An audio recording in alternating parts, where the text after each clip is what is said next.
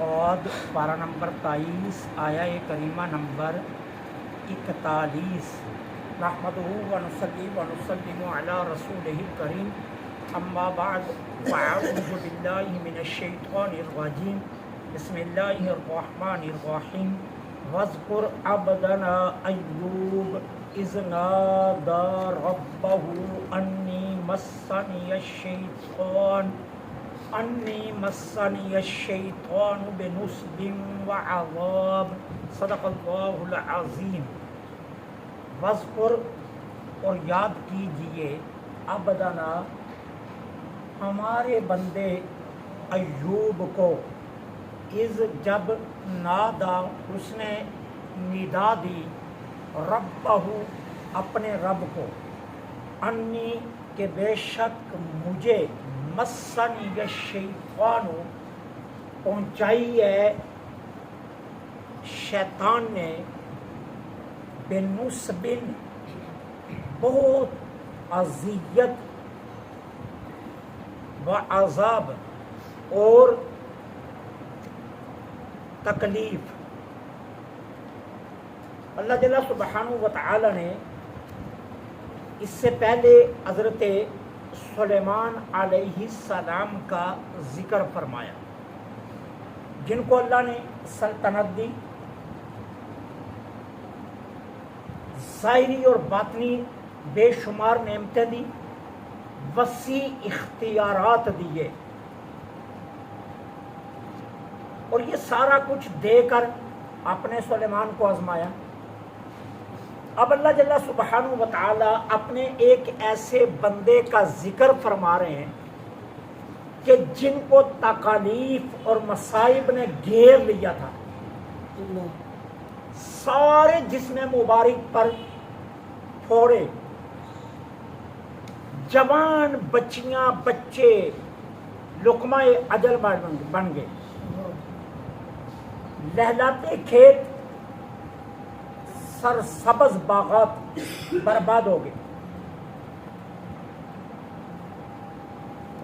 یہاں تک کہ اپنوں نے بھی آنکھیں پھیر لی، لیکن اتنے رنج، اتنے مصائب میں بھی ہمارا یہ بندہ صابر رہا، اور ایک جملہ بھی گلے اور شکوے کا اور شکایت کا زبان پر نہیں لایا،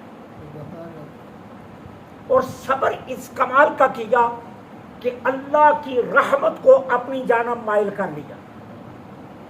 اب دیکھ لیجئے اللہ تعالیٰ کتنے خوبصورت خطاب سے نواز رہا ہے، وَاذْكُرْ عَبْدَنَا، وَاذْكُرْ عَبْدَنَا۔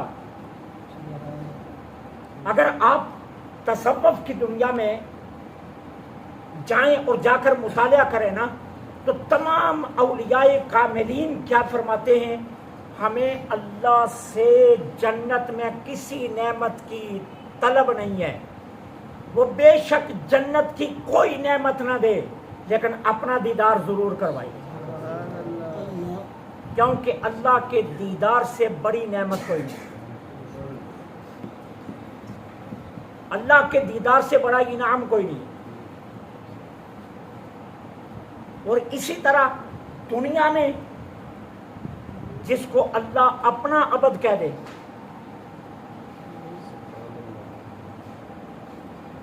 حضرت ابو ذر رضی اللہ تعالیٰ عنہ تشریف لا رہے تھے، میرے آقا مسجد نبوی میں تشریف فرما ہے، اور جبریل امین علیہ السلام حضور کے پاس بیٹھے ہیں۔ اب سامنے سے حضرت ابو ذر آ رہے ہیں، حضرت جبریل امین علیہ السلام نے ادھر دیکھا، عرض کی اللہ کے حبیب یہ تو ابو ذر آ رہے ہیں۔ اب کیا کون رہا ہے؟ جبریل امین۔ اللہ کے حبیب یہ تو ابو ذر آ رہے ہیں۔ میرے آقا نے فرمایا جبرائیل تم ابو ذر کو جانتے ہو؟ عرض کی اللہ کے حبیب دنیا والے ابو ذر کو اتنا نہیں جانتے جتنے آسمان والے جانتے ہیں۔ جب سرکار نے حضرت ابو ذر سے اس بات کا ذکر کیا نا، تو ابو ذر رو رو کر کہتے تھے یا رسول اللہ کیا سچی بات ہے کہ جبرائیل نے میرے بارے میں یہ کہا ہے؟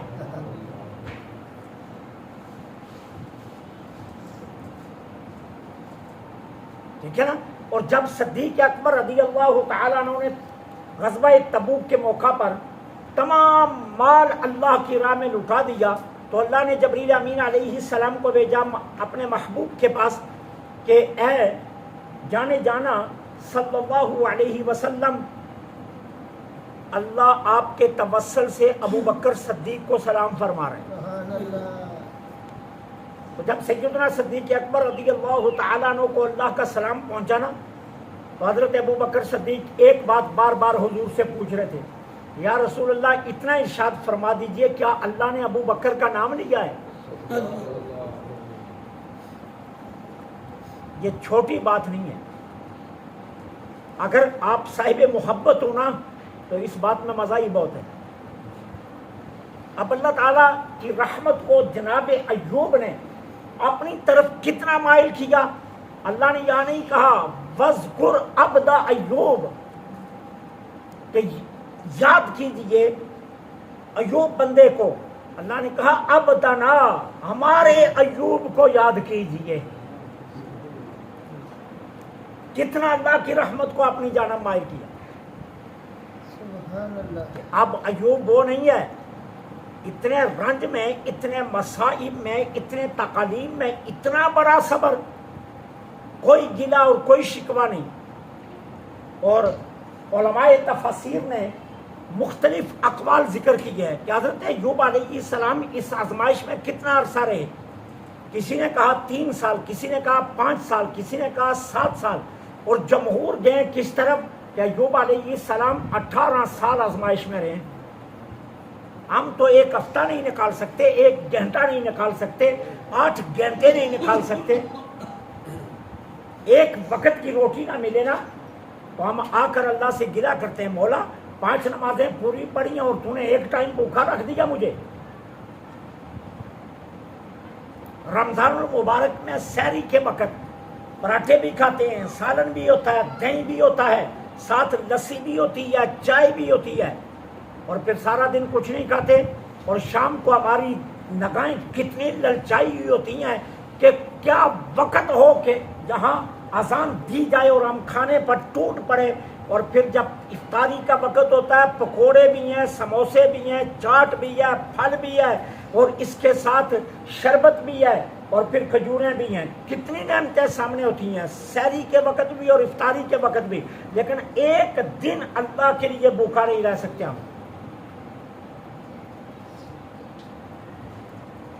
تھوڑی سی گرمی پڑ جائے نا، ہزاروں بانے ڈوٹتے ہیں، اور جی گرمی کی شدت سے میرا سر دکھتا ہے، دکان نہیں چلتی، کام نہیں ہوتا، بچے بھوکے مر جائیں گے، یہ ہو جائے گا، وہ ہو جائے گا، ہزاروں بانے ڈھونڈتے ہیں روزے سے بچنے کے لیے۔ اور کمال دیکھیے اللہ کے نبی نے 18 سال اس حال میں گزارے۔ باغات سب اجڑ گئے، لہلاتے کھیت سب بنجر ہو گئے، جوان بچیاں بچے سب لقمہ اجل بڑھ گئے، اور اپنوں نے اتنی نظر پھیری کہ ایوب علیہ السلام کو بستی سے نکال دیا۔ صرف ایک بیوی پاس خدمت کے لیے ہے، اور وہ بھی کیا کر رہی ہے؟ لوگوں کے گھروں میں کام کر کے جو اجرت ملتی ہے اس سے اپنی اور اپنے شوہر ایوب علیہ السلام کی ضرورتیں پوری کر رہی ہے۔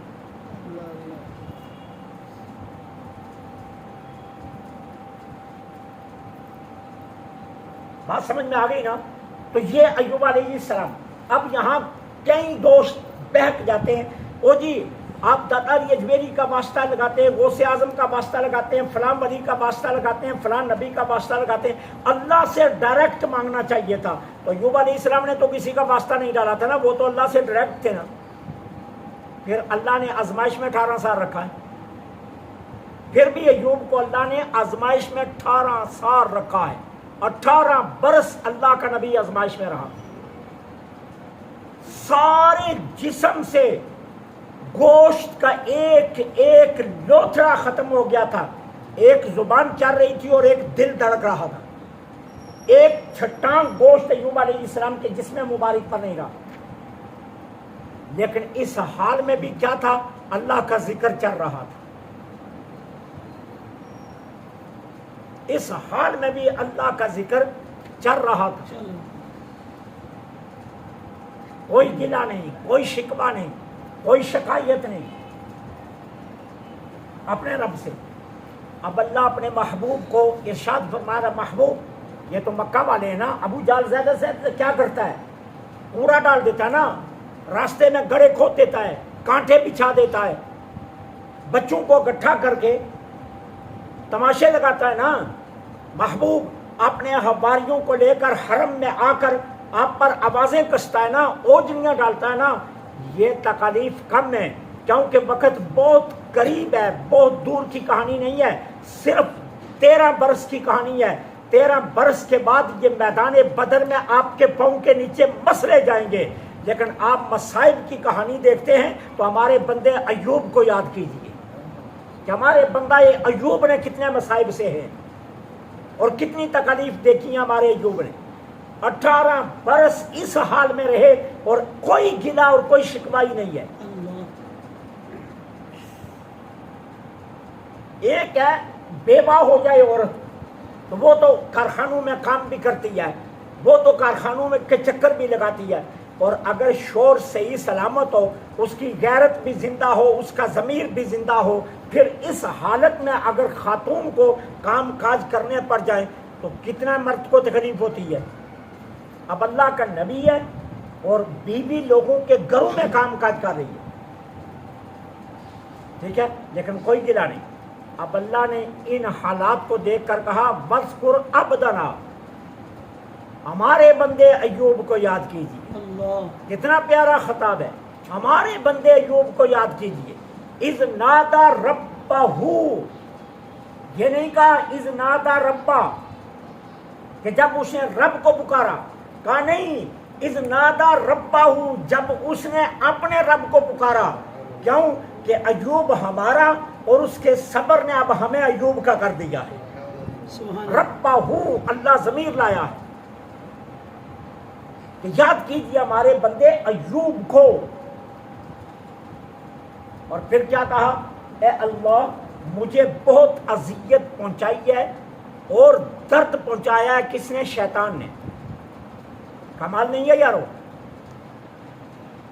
अदब। फिर भी इतना आजमाइश के बावजूद हम पर तकलीफ आए ना, हम कहते हैं ओए अल्लाह तूने मेरे साथ क्या कर दिया।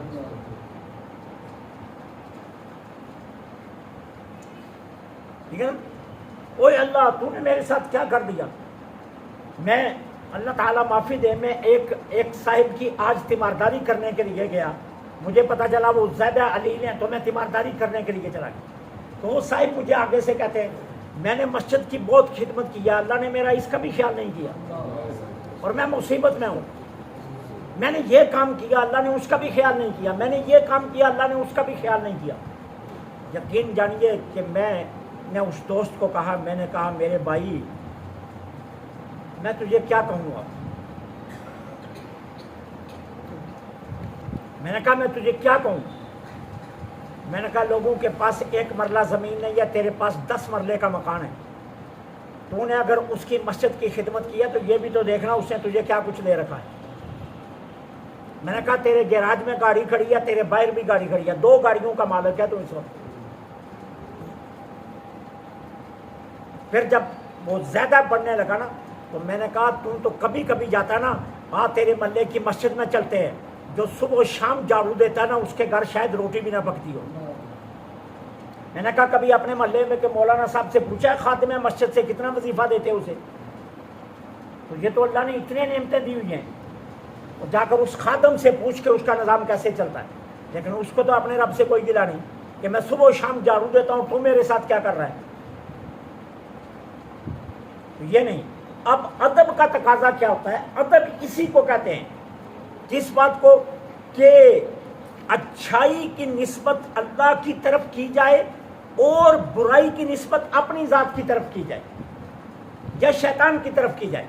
हालांकि खालिक अच्छाई का भी अल्लाह है और बुराई का भी अल्लाह ही है, अल्लाह के सिवा कोई और खालिक नहीं है। लेकिन अदब का तकाजा यह है कि अच्छाई की निस्बत रब की तरफ की जाए और बुराई की निस्बत अपनी या शैतान की तरफ की जाए।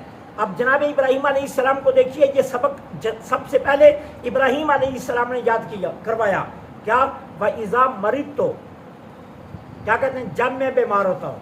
تو بندہ خود بیمار ہوتا ہے، بیمار تو اللہ کرتا ہے نا. لیکن ایوب علیہ السلام نے ابراہیم علیہ السلام نے بیماری کی اپنی جانب نسبت کی. کیا کہا؟ وَإِذَا مَرِضْتُ، جب میں بیمار ہوتا ہوں، فَهُوَ يَشْفِينِ، وہ مجھے شفا دیتا ہے. ادب بتایا، شفا کی نسبت رب کی طرف کر دی، بیماری کی نسبت اپنی طرف کر دی. جناب موسیٰ علیہ السلام کے ساتھ جناب یوشع بن نون جا رہے تھے نا، جن کو جناب موسیٰ نے کہا تھا جب خضر علیہ السلام کی ملاقات کے لیے پارہ نمبر 16 میں آپ پڑھ رہے ہیں تو جا رہے تھے تو حضرت موسیٰ علیہ السلام نے یوشع علیہ السلام سے کہا تھا کہ جب دو دریا جہاں ملتے ہوں گے نا، جب یہ مردہ مچھلی کود کر چلی جائے گی نا، مجھے یاد کروانا، وہی مقام ہوگا خضر سے ملاقات کا. تو جہاں اس مقام پر مچھلی کود کر پانی میں چلی گئی، یوشع علیہ السلام موسیٰ علیہ السلام کو بتا نہیں سکے. اب کہا تو نے مجھے بتایا کیوں نہیں؟ ہم مفت میں سفر کر کے آگے نکلائے، وہی مقام تو تھا خضر سے ملاقات کا. تو انہوں نے آگے سے جواب کیا دیا؟ وَمَا أَنْسَانِيُّ إِلَّا الشَّيْطَانُ، مجھے شیطان نے بلا دیا. حالانکہ بلاتا کون ہے؟ اللہ. لیکن نسبت کس کی طرف کی؟ ادب کے لیے. نسبت ادب کے لیے کہا مجھے شیطان نے بلا دیا. حالانکہ خالق اور فعل کا اللہ ہے، لیکن ادب کا تقاضا یہ ہوتا ہے کہ نسبت برائی کی اپنی ابلیس کی طرف یا اپنے نفس کی طرف کی جائے، اور اچھائی کی نسبت کس کی طرف کی جائے؟ اللہ کی طرف. برا کام ہو جائے تو کہا جائے یہ میں نے کیا، یہ میں نے کیا. اور اگر اچھائی ہو جائے تو یہ نہ کہ یہ میں نے کیا، کہا یہ میرے رب نے کروایا. یہ ادب کا تقاضا. گناہ ہو جائے تو یہ میں نے کیا ہے، یہ میں نے کیا ہے. اور جہاں یہ آ جائے کہ میں نے نماز پڑھی، یہ میں نے نہیں پڑھی بھائی، میرے اللہ نے پڑھوائی ہے. میں کون ہوتا ہوں نماز پڑھنے والا؟ یہ میرے اللہ نے پڑھوائی. برائی کی نسبت اپنی طرف، اچھائی کی نسبت اپنے رب کی طرف. یہ ہے اصول. اب یہاں ایوب علیہ السلام نے بھی یہی اصول بتایا. کیا کہا؟ اے اللہ مجھے یہ اذیت سخت اور یہ درد شیطان نے پہنچایا. حالانکہ آزمائش میں کس نے ڈالا تھا؟ اللہ نے. اللہ دیکھنا چاہتا تھا نا کہ ہمارا ایوب کتنا صابر ہے. تو اللہ صبر ایوب کو کائنات کے لیے مثال بنانا چاہتا تھا. اس کائنات کے لیے مثال بنانے کے لیے اللہ تعالیٰ عز و جل نے حضرت ایوب علیہ السلام کو مصائب میں ڈالا، رنج میں ڈالا، تکلیف میں ڈالا، کہ ہم دیکھیں کہ ہمارا بندہ کتنا صبر کرتا ہے، کتنا صبر کرتا ہے. اور پھر صبر کی انتہا کیا کی کہ جب صرف دل دھڑکتا رہ گیا اور زبان چلتی رہی تو اس وقت بھی اللہ کا ذکر ایک لمحے کے لیے نہیں روکا. اور گلہ نہیں ہے، کوئی شکوہ نہیں ہے کسی قسم کا. عالیہ نے کہا بھی کہ آپ اللہ سے عرض کیجئے کہ میری بیماری نے طول پکڑ لیا اور 18 برس ہو گئے. تو مسکرا کر اپنی عالیہ کو کہتے ہیں تجھے وہ 70 برس یاد نہیں جو رب نے موجیں کروائی ہیں؟ 18 سالوں میں ہی گھبرا گئی ہے. وہ 70 سال بھی تو یاد کرنا کہ جو رب نے موج میں گزروائے ہیں. تو یہ ہے ایوب علیہ السلام کا صبر، جس کو اللہ اپنے محبوب کو یاد کروا کہ محبوب آپ کو تو سارا علم ہے نا، بس آپ یاد فرما لیجئے اپنے بھائی ایوب کا ذکر، جو ہمارا خاص بندہ ہے ایوب، کہ کس طرح ہم نے اس کو آزمائش میں ڈالا اور انہوں نے کتنا صبر کیا. اللہ سے دعا ہے اللہ حق کہنے کی توفیق عطا فرمائے. وما علینا الا